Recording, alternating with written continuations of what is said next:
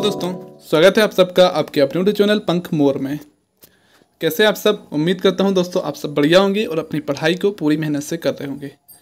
तो जैसा कि दोस्तों आपने पिछली वीडियो में देखा होगा, पहले हम दोस्तों थ्योरी पढ़ते हैं, इसके बाद हम प्रश्नों करते हैं।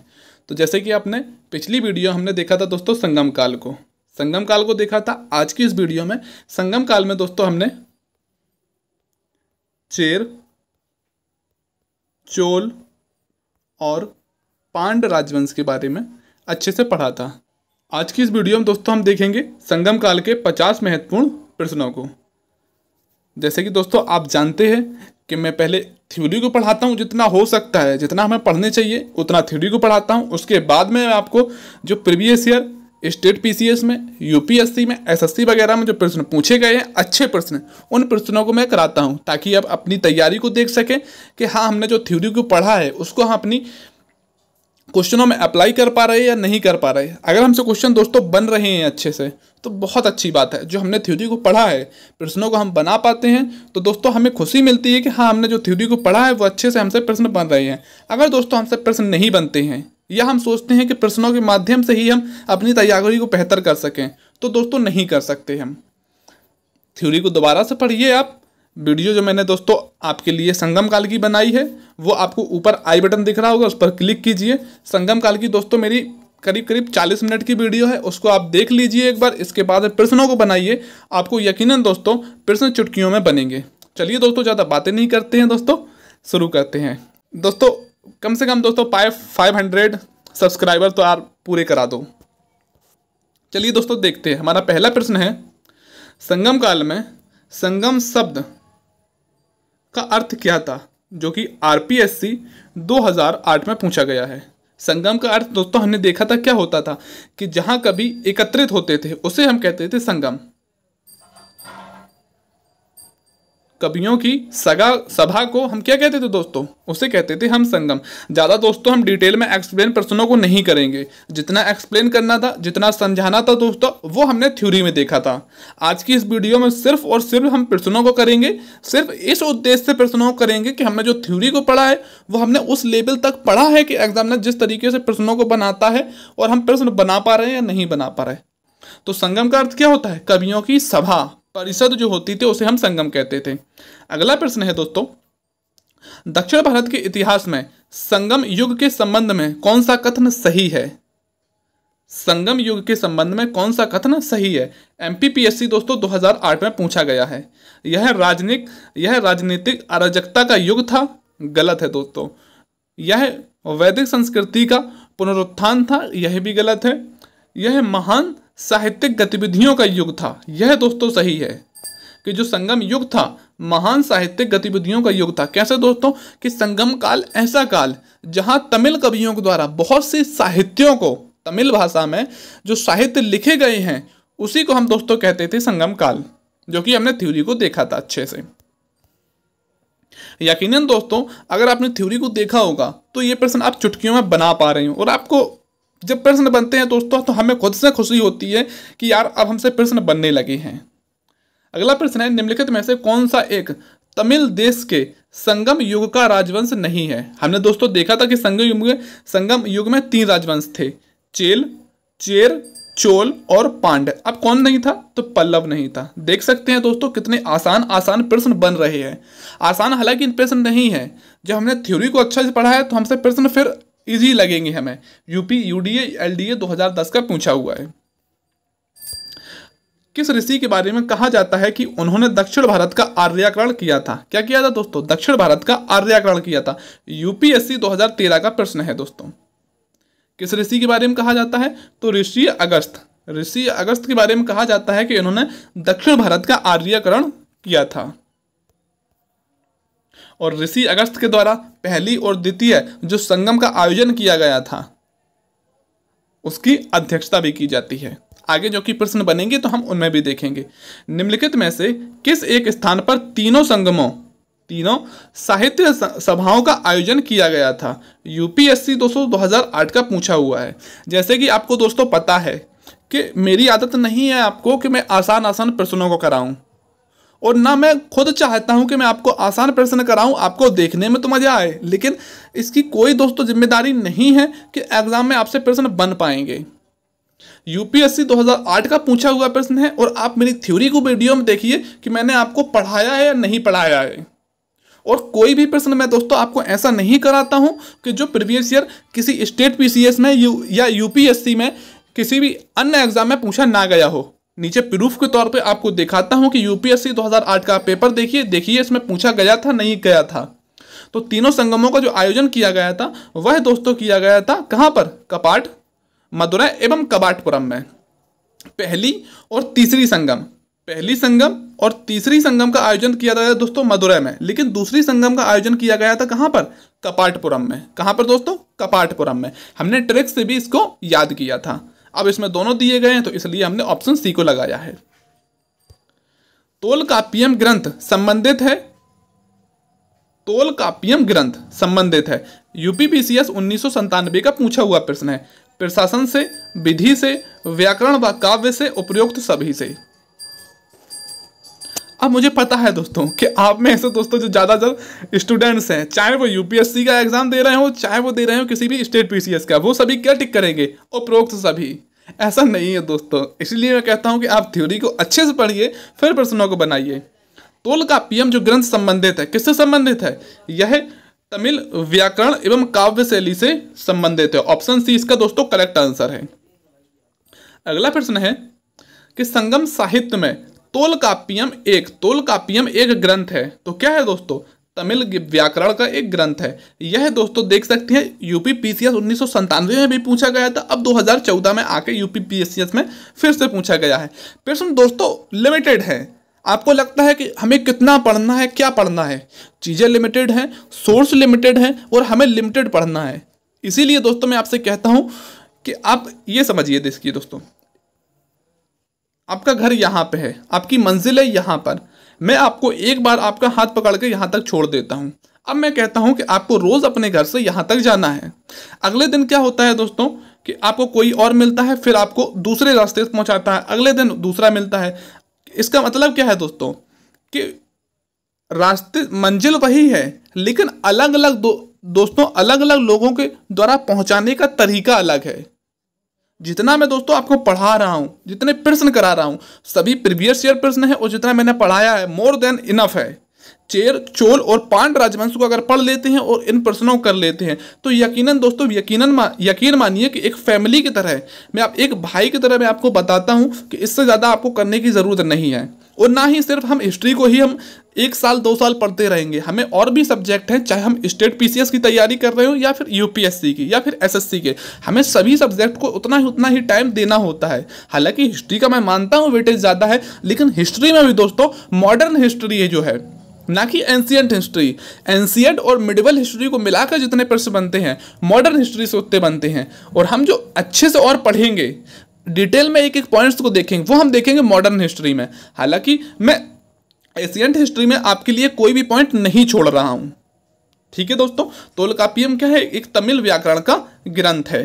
क्या करूं दोस्तों, मन तो नहीं करता है कि आपको प्रश्न ही प्रश्न करा दूं, लेकिन जो मेरे भाई नए हैं, जो एक फैमिली की तरह हमसे जुड़े हुए हैं, लगता है कि बताऊं कि जो नए हैं उन्हें पता तो चलना चाहिए आखिर हमें कितना पढ़ना है और क्या पढ़ना है, और जो पढ़ रहे हैं हम क्या वाकई में सही पढ़ रहे हैं। प्रूफ के तौर पर यूपीपीसीएस 2014।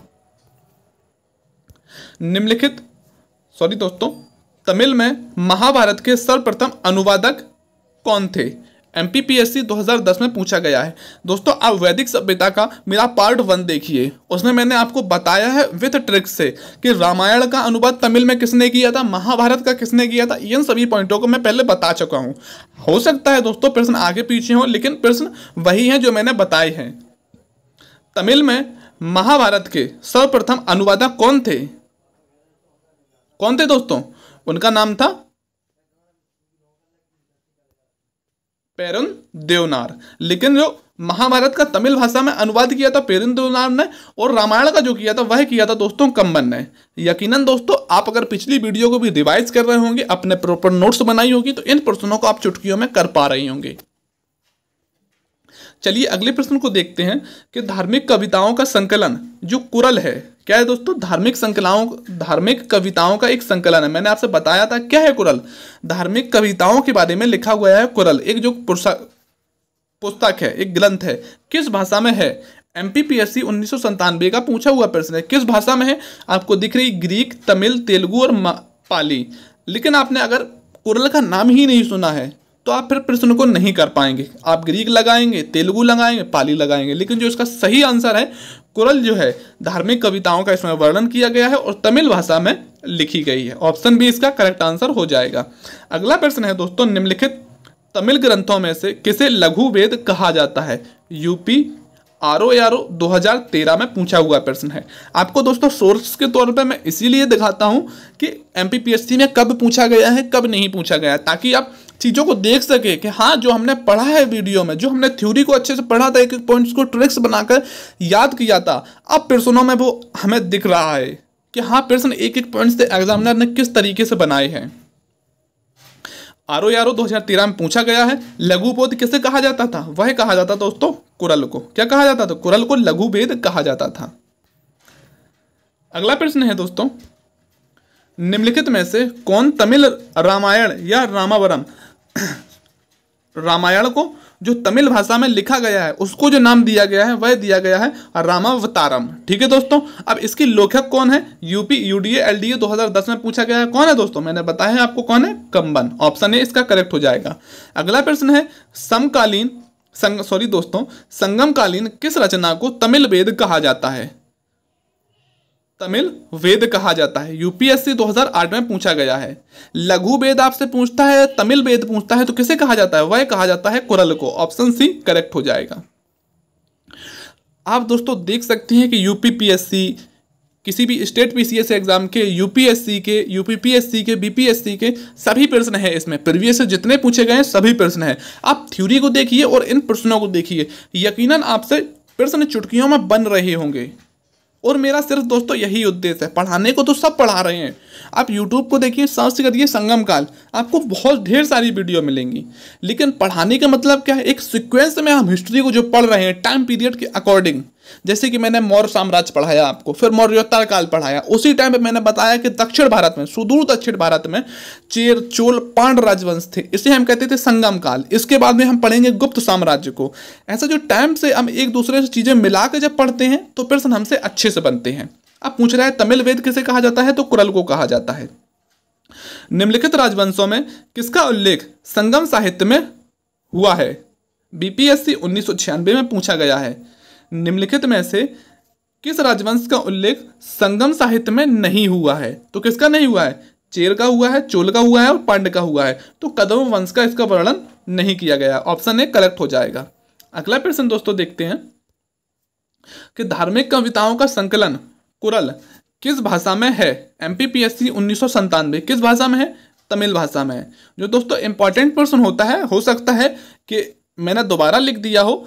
अब दोस्तों मैं ही हूं अकेला, कि मेरी तो वन मैन आर्मी है, मैं ही आपको बोर्ड पे लिखता हूं, उसमें मैं ही पढ़ाता हूं, टाइप भी मैं ही करता हूं। इतनी फास्ट टाइपिंग नहीं है मेरी। जितना हो सकता है जब मैं आपको थ्योरी पढ़ाता हूं तब थोड़े थोड़े 10-10, 20-20 प्रश्न करके आपके लिए लिखता रहता हूं प्रीवियस ईयर। फिर लास्ट में एक दिन आपको वीडियो बना देता हूं। सारा काम मुझे ही करना पड़ता है दोस्तों, इसलिए कोई प्रश्न अगर दोबारा लिख गया हो तो माफ़ी चाहूँगा मैं। और इसकी जो पीडीएफ वगैरह होती है दोस्तों आपको टेलीग्राम चैनल पे मिल जाएगी। और दोस्तों जो डे वगैरह होते हैं, अन्य पीडीएफ वगैरह होती है, वो सब आपको टाइमली टेलीग्राम चैनल पे मिल जाएंगी। तो आप उसको ज्वाइन कर ले और पीडीएफ को, इन प्रश्नों को आप बार बार बनाएं। इनके अलावा आपको कोई और प्रश्न, कोई भी बुक पढ़ने की कोई ज़रूरत नहीं है।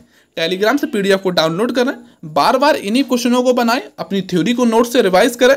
यकीनन दोस्तों जब आप पेपर में इन प्रश्नों को देखेंगे तो आप देखते ही इनका प्रश्न आंसर लगा पाएंगे।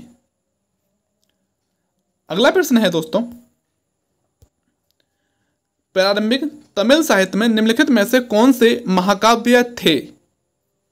प्रारंभिक तमिल साहित्य में निम्नलिखित में से कौन से महाकाव्य थे? यूपीपीसीएस 2005 में पूछा गया है। अब दोस्तों मैं आपको नहीं बताऊंगा कि 5 जो महाकाव्य थे वो कौन कौन से थे। जिनमें से 2 महाकाव्य के सिर्फ हमें नाम पता है, उनके लेखकों की कोई जानकारी नहीं है। लेकिन जो 3 महाकाव्य हैं उनको हमें जानकारी प्राप्त होती है। मैं कुछ नहीं बताऊंगा इसमें, सिर्फ आपको मैं, उद्देश्य मेरा यही है कि आपने थ्योरी पढ़ी है तो प्रश्नों को बनाइए, ताकि थ्योरी आपकी दिखे कि हाँ आपने थ्योरी कैसी पढ़ी है। प्रारंभिक तमिल साहित्य में निम्नलिखित में से कौन से महाकाव्य थे? तो कौन से थे? शिलाप्पादिक्रम थे और मणिमेखले थे। शिलाप्पादिक्रम किसके द्वारा लिखा गया है दोस्तों? बताइए आप, अगर आपने थ्योरी को पढ़ा होगा, शिलाप्पादिक्रम किसके द्वारा लिखा गया है? इलांगो अडिगा के द्वारा लिखा गया है। किसके द्वारा? इलांगो अडिगा के द्वारा। अब आप बताइए कि मणिमेखले किसके द्वारा लिखा गया है? देखते हैं दोस्तों, कमेंट्स में आप जरूर बताया करिए भाई, ताकि पता तो चले कि आपने थ्योरी की वीडियो देखी है या आप प्रश्न ही प्रश्न कर रहे हैं। आप अपने साथ दोस्तों आप खिलवाड़ ना करें, आपके ऊपर ना जाने कितने लोगों की जिम्मेदारी है। और आप अगर सोचते हैं कि प्रश्नों को करके ही थ्योरी को पढ़ सकते हैं, थ्योरी पूरी हो जाएगी, तो दोस्तों कभी नहीं हो सकती। थ्योरी को आपको पढ़ना ही पड़ेगा, चीज़ों को याद करना पड़ेगा। एग्जामिनर भी जानता है कि बच्चे को कहाँ कन्फ्यूजन है, और वही प्रश्न फिर पूछता है और आपसे गलत होते हैं। मैंने 5 महाकाव्य बताए हैं, और 3 जो महाकाव्य हैं जो प्रमुख है प्रश्न बनते हैं उनको भी मैंने बताया है। अब इसमें पूछा गया है यूपीपीसीएस 2005 में कि कौन से महाकाव्य थे? तो शिलाप्पादिक्रम जो कि इलांगो अडिगा के द्वारा लिखा गया है, मणिमेखले जो कि किसके द्वारा लिखा गया है? आप कमेंट से बताएंगे, मैं नहीं बताऊंगा दोस्तों। और देखते हैं कितने मेरे भाई हैं जो सपोर्ट करते हैं और इसका आंसर कमेंट्स में जरूर बताएंगे। अगला प्रश्न है दोस्तों, महाकाव्य शिलाप्पादिक्रम किससे संबंधित है? मैंने आपको बताया इलांगो अडिगा के द्वारा लिखा गया है। अब पूछा गया है किससे संबंधित है? सीडीएस 2016 का प्रश्न है। जैसा कि मैं आपको पहले भी बता चुका हूं कि जितने भी प्रीवियस ईयर में बने हैं सभी प्रश्न मैंने लिए हैं। शिलाप्पादिक्रम किससे संबंधित है? तो एक कहानी है, एक कहानी है जैन तत्वों की। किसकी दोस्तों? जैन तत्वों की कहानी है। ऑप्शन इसका बी करेक्ट हो जाएगा। अब मैं आपको कहानी नहीं बताऊंगा कि कहानी क्या है, कहानी पूरी डिटेल्स जो है मैंने बताई है आपको किसमें? थ्योरी में। अगला प्रश्न है दोस्तों, शिलाप्पादिक्रम का लेखक था। शिलाप्पादिक्रम किसके द्वारा लिखी गई है? यूपीपीसीएस 2012 में पूछा गया है। किसके द्वारा लिखी गई है?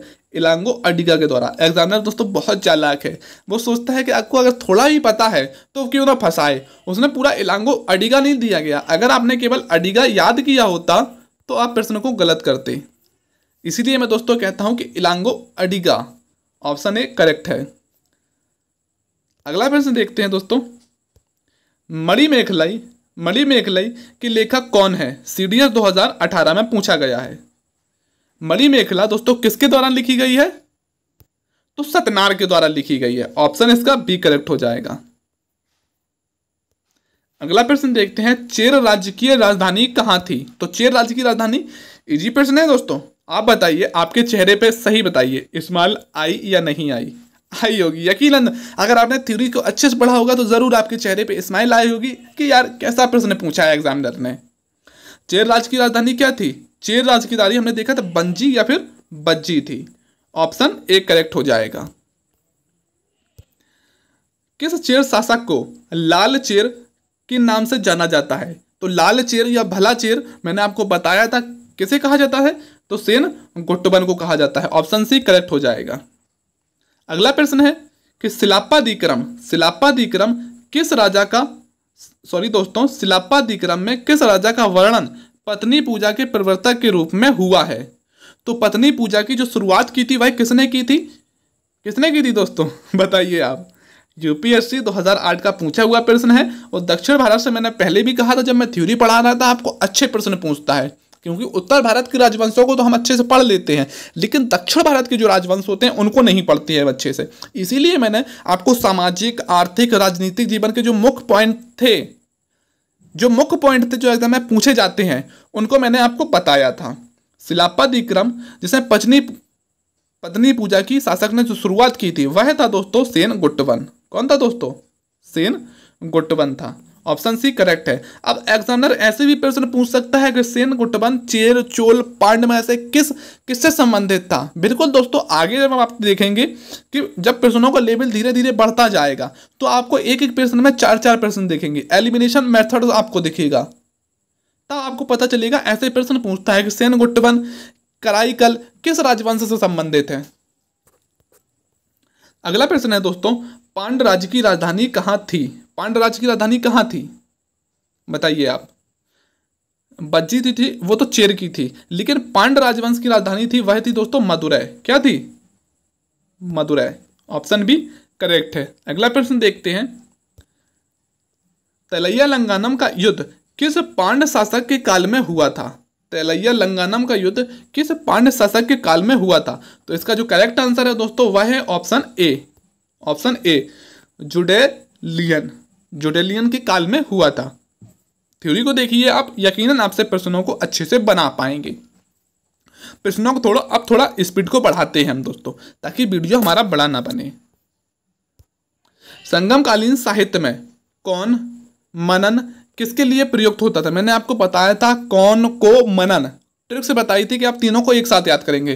कौन को मनन किसे कहा जाता था? राजा को कहा जाता था। किसे? राजा को। अब देखिए RAS 2010 में पूछा गया है। दोस्तों, संगमकालीन प्रशासन में राज्य को क्या कहा जाता था? संगमकालीन प्रशासन में राज्य को क्या कहा जाता था? पूछ रहा है आपको राज्य। मैंने प्रशासनिक इकाइयां दोस्तों आपको क्रम से लिखाई थी, उनके नाम भी लिखाए थे कि क्या कहा जाता था। राज्य को क्या कहा था दोस्तों? राज्य को कहा जाता था मंडलम। क्या कहा जाता था? मंडलम। अब आप सोचे कि मैं क्रम से बताऊं कि राज्य, फिर जिला, फिर तहसील, फिर ग्राम, इनको क्या कहा जाता था? तो वो सब मैंने आपको थ्योरी में बताया है। अगर मैं इसमें सभी दोस्तों एक्सप्लेन हर प्रश्न को करने लगा तो फिर वीडियो बहुत ज़्यादा बड़ी बनेगी और आपको फिर इरिटेट होने लगेंगे आप कि वही चीज़ हमने थ्योरी में भी पढ़ी है कि अब प्रश्नों में भी सर बार बार बता रहे हैं। आप थ्योरी को अच्छे से पढ़िए और फिर प्रश्नों को खुद से बनाइए। मेरे आंसर लगाने से पहले आप प्रश्न को पढ़ के आंसर खुद से लगाइए। अगर नहीं आता है तो नोट्स को देखिए अपने कि हाँ यार इसका आंसर क्या है। जब आप नोट्स को देखेंगे तो आपको और 4-5 प्रश्न दिखाई देंगे कि ये भी मुझे नहीं आते थे, इनको भी आप याद कर लेंगे। ऐसे दोस्तों पढ़ाई होती है अच्छे से। अगला प्रश्न है, तमिल संगम ग्रंथों के अनुसार निम्नलिखित में से कौन बड़े भूस्वामीय होते थे? बड़े भूस्वामीय रहे थे, यानी कि जो भूमि के बड़े भूस्वामी होते थे उन्हें क्या कहा जाता था? उन्हें कहा जाता दोस्तों बेल्लार। क्या कहा जाता था? बेल्लार कहा जाता था। अगला प्रश्न है दोस्तों, तयु मानवर की सितारा कविता क्यों प्रसिद्ध थी? तयु मानवर की जो सितारा कविता है वह क्यों प्रसिद्ध थी? ऑप्शन पहला है हमारा, ये रचनाएं राष्ट्रवादी कृतियां थी। गलत है दोस्तों, देख सकते हैं असिस्टेंट 2019 में पूछा गया है। ये रचनाएं रोमानीय महाकाव्य थी। गलत है।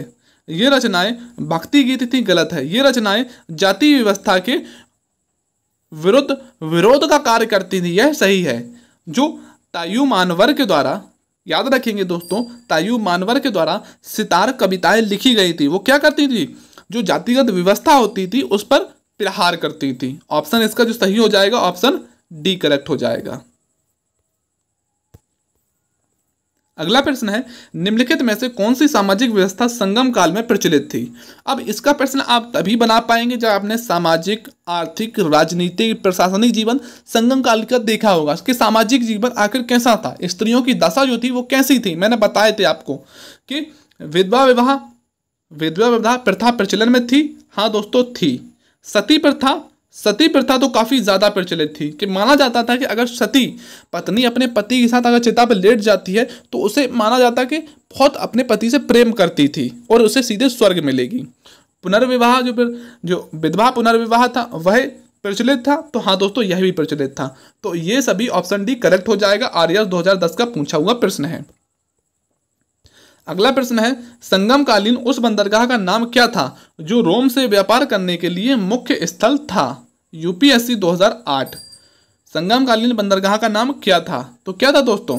संगमकालीन जो बंदरगाह था वह था कराईकल के द्वारा जिसकी स्थापना की जाती है कावेरीय पत्तनम। ऑप्शन बी करेक्ट हो जाएगा। संगम काल में पांड्यकालीन कोरकई बंदरगाह या कराईकल बंदरगाह किस लिए प्रसिद्ध था? तो किस लिए दोस्तों? मोतियों के लिए, कपास के लिए, हाथीदांत के लिए और मसाला के लिए, यानी कि इनका अर्थ है किसके निर्यात के लिए प्रसिद्ध था। तो यह जो कराईकल या कोरकई बंदरगाह जहाँ था वह किनके? मोतियों के लिए प्रसिद्ध था। किनके लिए दोस्तों? मोतियों के लिए प्रसिद्ध था। ऑप्शन ए करेक्ट है। निम्न में से कौन सी संस्था विदेशी व्यापार से संबंधित थी? यूपीपीसीएस 2018 कौन सी संस्था जो थी वह विदेशी व्यापार से। इसमें दोस्तों आपको नहीं दिख रहा होगा कि संगम काल लिखा है, कहीं पे लिखा है बताइए आप? नहीं लिखा है, इसीलिए आप कंफ्यूज होते हैं। इसलिए मैं कहता हूं आप शब्दों पे गौर कीजिए। आप संगम काल को भूल जाइए कि हम संगम काल पढ़ रहे हैं, आप शब्दों को गौर कीजिए कि श्रेणी, नागरम, मणिग्राम और नानादेशी। कुछ समझ में आया आपको कि जो विदेशी व्यापार से संस्था जो संबंधित होती थी वह थी कौन सी? नागा देशी। ऑप्शन सी इसका करेक्ट हो जाएगा, यूपीपीसीएस 2018। और जैसा मैं दोस्तों अपने, चाहे मैं क्वेश्चन कराऊं चाहे मैं थ्योरी कराऊं, आपको एकदम डिटेल से पढ़ाता हूं और चीज़ों को जहां जहां बटी होती हैं उनको ज़्यादा से ज़्यादा बांट कर तोड़ के पढ़ाता हूं, ताकि आप खुद में क्लियर कर सके कि हाँ किस तरीके से एक दूसरी से चीज़ें जुड़ी हुई हैं और कहाँ से एग्जामिनर कितने प्रश्न बना सकता है। आप यकीनन दोस्तों आप थ्योरी की एक वीडियो को देखिए, आपको प्रश्न करने में खुद में कॉन्फिडेंस आएगा, खुद में लगेगा कि हाँ यार अब हम एग्जामिनर के सामने या पेपर के सामने खुद को गिरा हुआ महसूस नहीं करेंगे। जब पेपर आएगा तो पेपर में अच्छे से अपना प्रदर्शन करेंगे और जीवन में सफल होकर दिखाएंगे। प्राचीन संस्कृत ग्रंथों में प्राप्त यवन प्रिय शब्द किसके लिए उपयुक्त होता था? यवन प्रिय शब्द मैंने आपको बताया था आईएएस 1995 में, यवन प्रिय जो है वह किसके लिए प्रयुक्त होता था? अब दोस्तों ऑप्शन दिख रहे होंगे। यवन प्रिय जो शब्द होता था प्रयुक्त तो काली मिर्च को, काली मिर्च को क्या कहा गया? यवन प्रिय कहा गया है। इसीलिए जो मसाले होते थे, केरल का जो दोस्तों मालाबार तट है, और चेर राजवंश के द्वारा केरल के मालाबार तट से कावेरियापत्तनम से मसालों का व्यापार किया जाता था। अगला प्रश्न है एम्फोरा जार होता था। एम्फोरा जार, यह प्रश्न जो पूछा गया है वह पूछा गया है लोगों के सामाजिक जीवन से, कि सामाजिक जीवन कैसा था संगमकालीन। एम्फोरा जार जो कि हम सिंधु घाटी सभ्यता में यह शब्द को देखते हैं कि एम्फोरा जार क्या होता है। यूपीपीसीएस 2014 में पूछा गया है और बार बार यह प्रश्न पूछा जाता है। एम्फोरा जार दोस्तों लंबा और दोनों तरफ से हत्थेदार एक जार होता था। आप ऐसे समझ सकते हैं कि जो होती थी सुराही, जो सुराही होती है इसके यहाँ पर भी कुंदा होता है और यहाँ पर भी होता है। इस तरीके का जो जार होता था उसे हम कहते थे एम्फोरा जार। लंबा और दोनों तरफ से हत्थेदार होता था उसे हम कहते थे एम्फोरा जार। अगला प्रश्न है कि संगम काल में रोमन व्यापार का केंद्र बताइए। संगम काल में जो रोम से व्यापार होता था मुख्य केंद्र क्या था? क्या था दोस्तों? मुख्य केंद्र था अरिका मेडू। क्या था दोस्तों? जो रोमन व्यापार होता था जिस केंद्र के द्वारा, जिस बंदरगाह के द्वारा, वह था अरिका मेडू।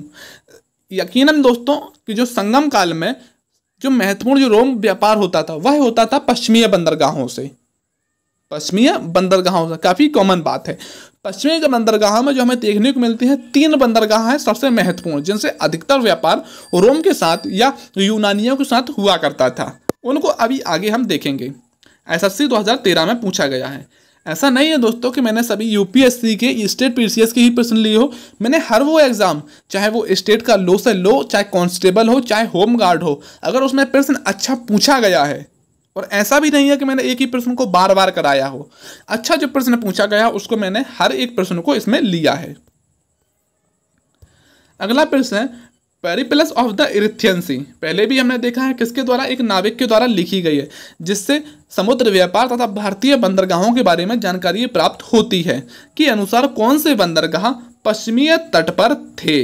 यूपीपीसीएस 2009। अगर जिसने भाई ने नहीं पढ़ा होगा, यकीन से मैं बता सकता हूं उसको ये लग रहा होगा कि ये प्रश्न कहां से एग्जामिनर ने पूछ दिया,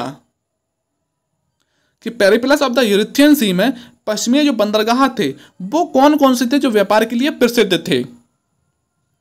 और आपने अगर पढ़ा होगा तो यकीनन आप प्रश्नों को आराम से बना पाएंगे।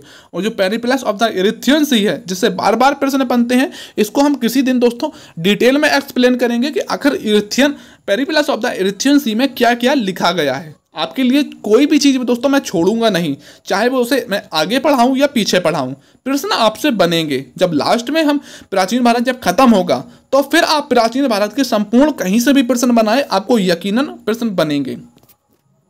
आगे पीछे प्रश्न दोस्तों मेरे हो सकते हैं कि जो पश्चिमी समुद्री तट था उस पर जो प्रमुख बंदरगाह थे वह थे 3, जिनकी जानकारी पेरिप्लस ऑफ द इरिथ्रियन सी में मिलती है। कौन कौन से हैं दोस्तों? सोपारा है, बारवेरिकम है और मुजरेस है। इसका जो करेक्ट आंसर हो जाएगा ऑप्शन बी करेक्ट हो जाएगा। इनको आप लिखें और बार बार याद करने की कोशिश करें। यही 3 बंदरगाह बार बार पूछे जाते हैं। लाल चेर से प्रसिद्ध हम दोस्तों देख चुके हैं कि लाल चेर के नाम से प्रसिद्ध वह कौन सा शासक था जिसने कड़गी या पत्नी या कड़गी, जिसे पत्नी को क्या कहा जाता था? कड़गी कहा जाता था। पत्नी के मंदिर का निर्माण करवाया था या पत्नी पूजा की शुरुआत की थी, वह कौन था दोस्तों? वह था सेनगुट्टवन। सेनगुट्टवन। तमिल का गौरव ग्रंथ जिसे कहते हैं जीवक चिंतामणि किससे संबंधित है? जीवक चिंतामणि तो किससे संबंधित है? जैन धर्म से संबंधित है। कैसे दोस्तों? एक राजा थे जीवक जिन्होंने 8 विवाह किए थे और 8 विवाह कर कर यह अपना जीवन सुखमय व्यतीत कर रहे थे। फिर इनको एक जैन भिक्षु मिलता है जिन्हें इनके जीवन के सार के बारे में बताता है कि आखिर जीवन का सार क्या है। और इसी की तरह हमें यह जो जीवक थे वह जैन बन जाते हैं और जैन धर्म का एक प्रमुख ग्रंथ है, हालांकि तमिल भाषा में लिखा गया है। तमिल भाषा में सिलाप्पादिक्रम और मणिमेखला। गौरव ग्रंथ किससे संबंधित है? तो सिलाप्पादिक्रम और जो मणिमेखला है किससे संबंधित हो दोस्तों? यह संबंधित है बौद्ध धर्म से। किससे?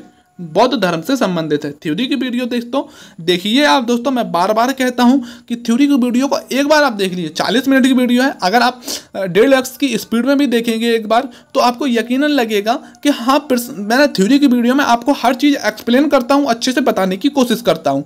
प्रश्नों में मैं आपको कोई एक्सप्लेन नहीं करता हूँ। क्यों नहीं करता हूँ? कि वही चीज़ें हैं जो मैं बार बार बताऊँगा तो आप फिर परेशान होंगे कि सर ने उसमें भी बताया, इसमें भी ज़्यादा एक्सप्लेन करते हैं। मेरा उद्देश्य है कि आपको 35 से 40 मिनट की वीडियो में आपको 50-60 प्रश्न करा पाऊँ। और यूट्यूबर की तरह नहीं दोस्तों कि जो अपने सिर्फ व्यू के चक्कर में 1 घंटे में 20 से 25 प्रश्न ही कराते हैं। मैंने पहले भी दोस्तों अपने बैनर पर भी लिख रखा है कि पंख मोर एक यूट्यूब चैनल नहीं है, यह हमारा परिवार है। एक दूसरे के मिल के एक दूसरे की सहायता से जितना हो सकेगा दोस्तों एक दूसरे की मदद करेंगे और मुझसे जितना हो सकेगा मैं दोस्तों आपके लिए यकीनन दोस्तों मैं अकेला ही हूँ और सारे काम मैं खुद करता हूँ और आपको पढ़ाना भी है। मुझे घर में मैं बड़ा हूँ, घर की जिम्मेदारियाँ भी देखनी है। फिर भी दोस्तों मैं आपके लिए टाइमली पर डे एक वीडियो बना ही देता हूँ कि ताकि आप एक एक वीडियो देख के अच्छे से थ्योरी को पढ़ पाएँ और फिर अन्य सब्जेक्ट्स को भी थोड़ा थोड़ा पढ़ते चलें ताकि फिर एकदम से कन्फ्यूज़न ना हो। चलिए अगला प्रश्न को देखते हैं हम कि निम्नलिखित में से कौन संगम युगीन व्याकरण रचना सर्वाधिक महत्वपूर्ण रचना मानी जाती है? कौन सी संगम युग की रचना है जो सर्वाधिक महत्वपूर्ण मानी जाती है? तो कौन सी है दोस्तों? वह है तोलकाप्पियम। कौन सी दोस्तों? तोलकाप्पियम। ऑप्शन सी करेक्ट हो जाएगा। चलिए दोस्तों जल्दी जल्दी प्रश्नों को देखते हैं हम। निम्नलिखित राजवंशों में किसका उल्लेख संगम साहित्य से जुड़ा हुआ नहीं है? तो चेर चोल पांड्य का जुड़ा है, कदम वंश नहीं है। अगला प्रश्न है कि संगम युग में उरैयूर किस लिए विख्यात था? उरैयूर किस लिए विख्यात था? मसालों के व्यापार से संबंधित केंद्र था, कपास से संबंधित था, विदेशी व्यापार का महत्वपूर्ण व्यापारिक केंद्र था, आंतरिक व्यापार का महत्वपूर्ण व्यापारिक केंद्र था। तो जो उरैयूर था दोस्तों, कौन उरैयूर किस लिए? इससे होता था दोस्तों विदेशी व्यापार। विदेशी व्यापार का एक प्रमुख केंद्र था उरैयूर। अगला प्रश्न है तोलकाप्पियम ग्रंथ संबंधित है। तोलकाप्पियम जो ग्रंथ है किससे संबंधित है? पहले भी हमने देखा है कि व्याकरण से संबंधित है। अगला प्रश्न है धार्मिक कविताओं का संकलन जो कुरल है किस भाषा में है? तो किस भाषा में है? तमिल भाषा में लिखा गया है। और जिसको कुरल का अर्थ ही नहीं पता होगा, मतलब ही नहीं पता होगा आखिर कुरल कौन सी बला है, तो वो फिर नहीं लगा पाएगा, गलत करेगा यकीनन। किस संगम युगीन राज्य के संरक्षण में 3 संगमों का आयोजन किया गया था? आप थ्योरी की दोस्तों वीडियो देखिए, मैंने शुरू में ही आपको बताया है कि पांड्य राजाओं के संरक्षण में 3 संगमों का आयोजन होता है, क्योंकि पांड्य राजाओं के संरक्षण में। अगला प्रश्न है कि किसने उल्लेख किया है कि नंदों ने अपना कोष गंगा की धारा में छिपा रखा था? दोस्तों एग्जैक्ट यही प्रश्न जो है यूपीएससी का पूछा हुआ प्रश्न है कि नंदों ने अपना कोष गंगा की धारा में छिपा रखा था। यह किसने कहा था? तो किसने कहा था? यह कहा था दोस्तों ममूल नार ने। किसने? ममूल नार ने कहा था। इंपॉर्टेंट प्रश्न है दोस्तों, आप याद रखेंगे। अब दोस्तों आ गए हैं एलिमिनेशन वाले। जैसे कि मैंने पहले भी कहा था कि जैसे जैसे हम आगे बढ़ते जाएंगे क्वेश्चंस का जो लेवल है अच्छा एवं टफ होता चला जाएगा। इसमें आपको दिया गया है सूची 1 में राज्य दिए गए हैं और राज्य चिन्ह दिए गए हैं। आप याद करिए दोस्तों। चलिए मैं आपको थोड़ी सी ट्रिक बना देता हूं अगर भूलते हैं आप। पांड, पांड से आप रख सकते हैं पंडित, और पंडित कभी भी जो है मछलियां नहीं खा सकते। तो पांड की राजधानी सिर्फ दोस्तों यह ट्रिक्स आपको याद करने के लिए, इसका कोई उद्देश्य और नहीं है कि पांड से आप याद रख सकते हैं मछली कि जो पंडित होते हैं वह कभी मांसाहारी नहीं कर सकते, मांसाहारी भोजन नहीं कर सकते, और क्या होता है दोस्तों वह मछली नहीं खा सकते। तो पांड की राजधानी में मछली थी। अब दोस्तों एलिमिनेशन लगाना शुरू करिए आप कि सी का तीसरा किस में है? ए में है और बी में है। तो हमारा ए में है और डी में है, बी और सी कट गया। अब फिर देखिए आप चोल राजवंश। चोल का क्या होता था? चोल का होता था दोस्तों बाघ। क्या होता था? राज्य चिन्ह बाघ। और जो चेर का होता था वह होता था धनुष। आप धनुष ना लिख के आप याद करिए तीर। क्या याद रखिए? आप याद रखिए तीर, क्योंकि चेर में रा आ रहा है बाद में, और फिर हम तीर में भी बाद में रा आ रहा है, इसलिए आप याद रख सकते हैं। तो इसका जो करेक्ट आंसर हो जाएगा ऑप्शन ए, यानी कि ऑप्शन ए करेक्ट हो जाएगा। इस तरीके से दोस्तों हम एलिमिनेशन का यूज़ करते हैं। हालांकि मैं आपको एलिमिनेशन नहीं देता हूं, ऑप्शन से मैं आपको हटा देता हूं, लेकिन मैंने सोचा चलो ऑप्शन दे देते हैं, थोड़ी सी कुछ समझ में आएगा कि हाँ किस तरीके से एलिमिनेशन लगाना होता है। हमें चारों ऑप्शन नहीं आते हैं तो बिल्कुल कोई ज़रूरत नहीं, लेकिन अगर हमें एक आता है, दो आते हैं, तो हम एलिमिनेशन से कर सकते हैं आराम से। अगला प्रश्न है दोस्तों, सूची 1 और सूची 2 दी गई है। सूची 1 में आपको पुस्तकें दी गई हैं और सूची 2 में लेखक दिए गए हैं। पूछ रहा है तोलकाप्पियम किसने लिखी है? तोलकाप्पियम दोस्तों लिखी है तोलकाप्पियर। यह कौन थे? ऋषि अगस्त्य के 10 शिष्यों में से एक थे तोलकाप्पियर। शिलाप्पादिक्रम इलांगो अडिगा के द्वारा लिखी गई है। और मणिमेखले जो शीतले सतनार के द्वारा लिखी गई है, और जीवक चिंतामणि जो है वह लिखी गई है त्रुक्ता देवर के द्वारा। इसका जो करेक्ट आंसर हो जाएगा दोस्तों ऑप्शन ए करेक्ट हो जाएगा, ऑप्शन ए। अगला प्रश्न है दोस्तों, सूची 1 को फिर सूची 2 से मिलान करना है। इसमें क्षेत्र दिए गए हैं, यहां पे दोस्तों अर्थ पूछ रहा है। क्षेत्र दोस्तों क्या है? यह भूमि के प्रकार दिए गए हैं। बेसिकली दोस्तों होता क्या था इसको मैंने आपको नहीं बताया था, इसलिए मैंने आपको प्रश्नों में लिख दिया है, आप याद कर लें। अलग अलग तरीके से दोस्तों एक एक शब्द देके आपको पूछा जाता है कि किससे किससे संबंधित है। मैंने 5 प्रकार की भूमि को इसमें लिखा है। 5 प्रकार की दोस्तों भूमि होती थी संगम काल में, जिनके नाम ये दिए गए हैं दोस्तों। होती थी कुरुंजी। क्या होती थी? कुरुंजी, जो कि पहाड़ी भूमि होती थी उसे हम कहते थे कुरुंजी। एक होती थी पालई, मरुस्थलीय भूमि को हम कहते थे पालई। एक होती थी मुल्लाई, जो कि निर्जलीय, मरुस्थलीय निर्जलीय जो भूमि होती थी उसे पालई कहते थे। और जो मुल्लाई होती थी वह जंगल की जो भूमि होती थी या जो जंगली एरिया होता था उसे मुल्लाई कहते थे। अगला है दोस्तों मरुदम। मरुदम जो होता था कृषि की भूमि, कृषि योग्य जो भूमि होती थी उसे मरुदम कहते थे। और एक न्योल, न्योल जो तटीय प्रदेश, तटीय जो रेतीली भूमि होती थी उसे हम कहते थे न्योल। चलिए दोस्तों एक बार फिर से देखते हैं। कुरुंजी जो पहाड़ी क्षेत्र की भूमि होती थी उसे हम कुरुंजी कहते थे, ठीक। पलाई, पलाई मरुस्थलीय निर्जलीयकृत जो बिना सिंचाई की गई भूमि होती थी उसे पलाई कहते थे। मुल्लाई जो जंगल की भूमि होती थी, जो जंगलीय क्षेत्र होता था उसे हम कहते थे मुल्लाई। मरुदम जो कृषि भूमि होती थी मरुदम कहते थे। न्योल जो कि तटीय प्रदेश होता था उसे न्योल कहते थे। इसका जो करेक्ट आंसर है दोस्तों ऑप्शन ए करेक्ट हो जाएगा। अब दोस्तों मुझे लगता है प्रश्न आपके मतलब के, आपके थ्योरी के हिसाब से अब प्रश्न बनने अच्छे शुरू हुए हैं। पहले तो दोस्तों बस मलाई मलाई आप कर रहे थे, अब बताइए कि अब आपको प्रश्न कैसे लग रहे हैं। सूची 1 दी गई है, सूची 2 दी गई है। अपने मतलब के प्रश्न यकीनन अब आना शुरू हुए हैं। संगम 1 और संगम जो संगम रहा उसके अध्यक्ष पूछ रहा है आपसे।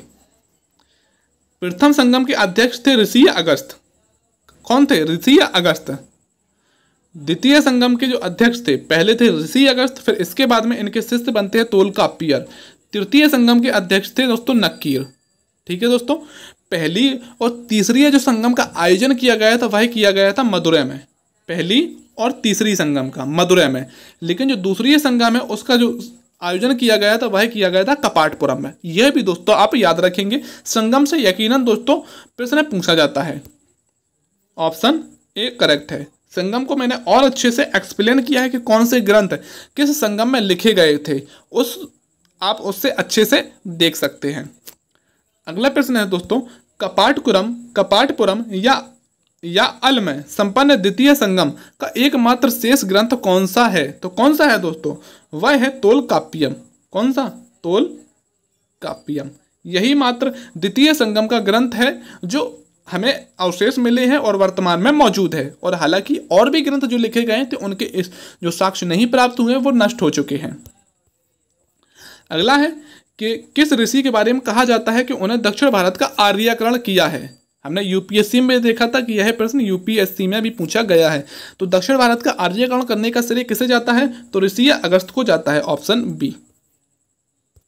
स्ट्रैबो के अनुसार संगम युग के किस वंश के शासक ने रोमन सम्राट के दरबार में 20 ईसवी पूर्व, याद रखेंगे दोस्तों, 20 ईसवी पूर्व लगभग अपना एक दूत भेजा था? तो किन्होंने भेजा था? तो पांड्य जो शासक थे, पांड्य शासकों ने रोमन दरबार में दूत भेजा था। एक्सप्लेन दोस्तों मैं नहीं करूंगा, पहले भी कह चुका हूं कि अगर एक्सप्लेन मैंने करना शुरू किया हर प्रश्न को तो यकीनन यही जो प्रश्न है 50 प्रश्न हमारे करीब 2-2.5 घंटे में खत्म हो पाएंगे। और कभी भी प्रश्नों के माध्यम से तैयारी नहीं होती है। 40 मिनट की आप थ्योरी को देखिए और फिर इन प्रश्नों को बनाइए। इन प्रश्नों को बनाने के बाद आपका खुद का दिमाग खुलेगा और आप फिर इन्हीं प्रश्नों से और थ्योरी से आप खुद 200-250 प्रश्न, यकीनन आपको लगेगा कि यार एग्जामिनर इनसे भी प्रश्न बना सकता है। अगला प्रश्न है दोस्तों हमारा कि तिरुवल्लुवर की रचना है एक, किसकी है दोस्तों? तिरुवल्लुवर की रचना है जिसका नाम है कुरल। कुरल का एक दोस्तों अन्य नाम है जिसे कहते हैं मुप्पाल। यह भी प्रश्न पूछा गया है कि कुरल का अन्य क्या नाम है? तो मुप्पाल है। और मुप्पाल में क्या बताया गया है? तो क्या बताया गया? यह मुप्पाल क्या है? तो क्या है? तमिल भाषा का एक व्याकरण ग्रंथ है। ऑप्शन बी करेक्ट हो जाएगा इसका। अगला प्रश्न है तमिल काव्य का इलियड किसे कहा जाता है? तो तमिल काव्य का जो इलियड कहा जाता है वह कहा जाता है सिलप्पादिकारम को। ऑप्शन सी इसका सही आंसर है दोस्तों। तमिल काव्य का उड़ीसी किसे कहा जाता है? अब याद रखेंगे दोस्तों, आप इसमें कंफ्यूजन हो सकती है कि तमिल काव्य का इलियड किसे कहा जाता है? तो सिलप्पादिकारम को। किसे दोस्तों? सिलप्पादिकारम। और सिलप्पादिकारम किसके द्वारा लिखी गई है? इलांगो अडिगा। किसके द्वारा? इलांगो अडिगा। इलांगो अडिगा। अब देखिए इसमें डा आ रहा है और पूछ रहा है इलियड। अडिगा और इलियड कुछ मैच कर रहे हैं इसलिए। तो सिलप्पादिकारम, तमिल काव्य का इलियड सिलप्पादिकारम को कहा जाता है। और पूछता है कि तमिल काव्य का उड़ीसी किसे कहा जाता है? तो वह कहा जाता है दोस्तों किसे? तमिल काव्य का उड़ीसी किसे कहा जाता है? तो कहा जाता है मणिमेकलाई को। किसे दोस्तों? मणिमेकलाई को कहा जाता है। अगला प्रश्न है कि पुहर कावेरी पत्तनम की स्थापना किसने की थी? तो कावेरी, का से कावेरी पत्तनम और का से आ जाएगा कराईकल। तो किसने की थी? कावेरी पत्तनम। जो बंदरगाह बसाया था, जो नगर बसाया था वह कराईकल ने बसाया था और कावेरी पत्तनम को कराईकल ने अपनी राजधानी भी बनाया था। अगला प्रश्न देखते हैं दोस्तों कि सूची 1 को सूची 2 से मिलाना है। राज्य दिए गए हैं और प्रख्यात शासक दिए गए हैं। चेर वंश का एक जो प्रख्यात शासक था वह था सेनगुट्टवन। चोल वंश का जो प्रख्यात शासक था वह था दोस्तों कराईकल, जिसने कावेरी पत्तनम की स्थापना की थी, उसे राजधानी बनाई थी। सेनगुट्टवन जो कौन था दोस्तों? जिसने पत्नी पूजा की शुरुआत की थी। अगला है पांडवों में जो महान शासक था वह था नेड्रुजेलियन। तो इसका जो सही आंसर हो जाएगा वह हो जाएगा ऑप्शन ए। कौन दोस्तों? Option A. अगला प्रश्न है कि मुजरिस किस राज्य का प्रमुख बंदरगाह था? मुजरिस याद करिए दोस्तों, मैंने बताया था आपको चेर राजवंश में 2 प्रमुख बंदरगाह बताए थे, जिनमें से एक था मुजरिस। ऑप्शन ए करेक्ट हो जाएगा। अगला प्रश्न है कि किसके संबंध में यह कहावत है? मोस्ट इंपॉर्टेंट प्रश्न है, मोस्ट इंपॉर्टेंट दोस्तों प्रश्न है। किसके संबंध में यह कहावत है? यह कहावत है कि जितनी जमीन में एक हाथी लेट सकता है उतनी ये जमीन 7 आदमियों का पेट भर सकती है। इसमें जो वर्णन किया गया है दोस्तों वह किया गया है भूमि की उत्पादकता को लेकर, कि भूमि की उत्पादकता बहुत अधिक थी। तो किसके बारे में कहा जाता है? तो कावेरी और डेल्टा के बारे में यह कहा जाता है। इंपॉर्टेंट है, यूपीएससी में पूछा गया है दोस्तों यह प्रश्न। अगला प्रश्न है कि तुंगभद्रा, वो सॉरी दोस्तों यह तो ऑप्शन दिए गए हैं। पिल्ली के ग्रंथ एवं अज्ञातनामा लेखक के ग्रंथ पेरिप्लस ऑफ द इरिथियन सी, जो कि एक नाविक के द्वारा लिखी गई है, के अनुसार मोती के सीप पांड देश के किस क्षेत्र से निकलते थे। इंपॉर्टेंट प्रश्न है कि मोती के जो सीप थे, यानी कि जो मोती के जो सीप थे वह किस क्षेत्र से निकलते थे। तो किससे निकलते थे, यह निकलते थे दोस्तों कोलचे से। किससे निकलते थे, कोलचे से। यह प्रश्न मैंने आपको थ्योरी में नहीं कराया है, क्वेश्चंस में लिखा है, इंपॉर्टेंट है इसलिए कि पेरिप्लस ऑफ द इरिथियन सी में यह लिखा गया है कि मोती के सीप जिस क्षेत्र से निकाले जाते थे पांड क्षेत्र में, तो वह कोलचे था। और पहले भी मैं दोस्तों कह चुका हूं कि पेरिप्लस ऑफ द इरिथियन सी में जो बातें लिखी गई हैं, मैं आपको एक दिन स्पेशली वीडियो बनाऊंगा या किसी वीडियो में आपको पॉइंट्स के रूप में सभी बातों को बता दूंगा। अगला प्रश्न है कि गाय या अन्य वस्तुओं के लिए लड़ते लड़ते मरने वाले वीरों के सम्मान में खड़े किए जाने वाले वीर प्रस्थ को क्या कहा जाता था। जो मूर्तियां बनाई जाती थी उन्हें क्या कहा जाता, उन्हें कहा जाता वीरकल या नाडुओ कुल। क्या कहा जाता दोस्तों, वीरकल या नाडु कुल कहा जाता था। अगला प्रश्न है हमारा, प्राचीनतम तमिल देवता मुरुगन किस वैदिक देवता के सदृश थे या समान थे। यानी कि जो तमिल काव्य में जिन देवता, जो महान देवता थे संगम काल में, जो लोगों के धार्मिक जीवन से प्रश्न यह है और पूछा गया है कि संगम काल में सबसे जो महान देवता थे वह मुरुगन थे। वह वैदिक साहित्य के किस देवता के सदृश थे, यानी कि समान थे। वह थे कार्तिकेय या स्कंद के समान थे। और कौन को मनन दोस्तों मैं पहले भी आपको बता चुका हूं, किसे कहा जाता था, राजा को कहा जाता था। निम्नलिखित में से कौन से संगमकालीन पत्तन पश्चिमी तट पर स्थित थे। पश्चिमी तट पर स्थित थे, तो मैंने बताया था कि पश्चिमी तट पर दोस्तों 3 बंदरगाह प्रमुख थे, जिनमें से जो सही हो जाएगा वह हो जाएगा तोड़ी या तोंडी और मुसरी। ऑप्शन डी, तोंडी और मुसरी, जो कि चेर राजवंश के प्रमुख बंदरगाह थे। चेर राजवंश के तोंडी या तोड़ी कहें या तोपड़ी कहें, कुछ भी दोस्तों नाम तमिल भाषा के आप समझ सकते हैं कि याद करने में वैसे भी हमें बहुत मुश्किल होती है इन नामों को। हमारे उत्तर भारत की हो तो फिर हम इजीली याद कर सकते हैं, लेकिन तमिल भाषा के जो शब्द होते हैं वो डिफिकल्ट होते हैं। लेकिन कैसे भी हो ट्रिक्स लगा के आप याद करिए।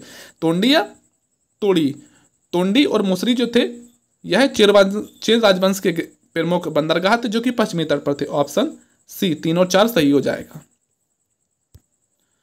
निम्नलिखित में से कौन संगम युगीन व्याकरण रचना सर्वाधिक महत्वपूर्ण रचना मानी जाती है। तो कौन सी है व्याकरण रचना, पहले बताइए आप कौन सी है। तो कौन सी है, तोलकाप्पियम है, जो सबसे महत्वपूर्ण मानी जाती है। अगला प्रश्न खत्म दोस्तों, लास्ट प्रश्न था। तो आपका दोस्तों बहुत बहुत धन्यवाद जो आपने इस वीडियो को पूरा देखा, ढेर सारा प्यार दिया। और दोस्तों ऐसे ही आप पंख मोर से जुड़े रहिएगा, यकीनन आपको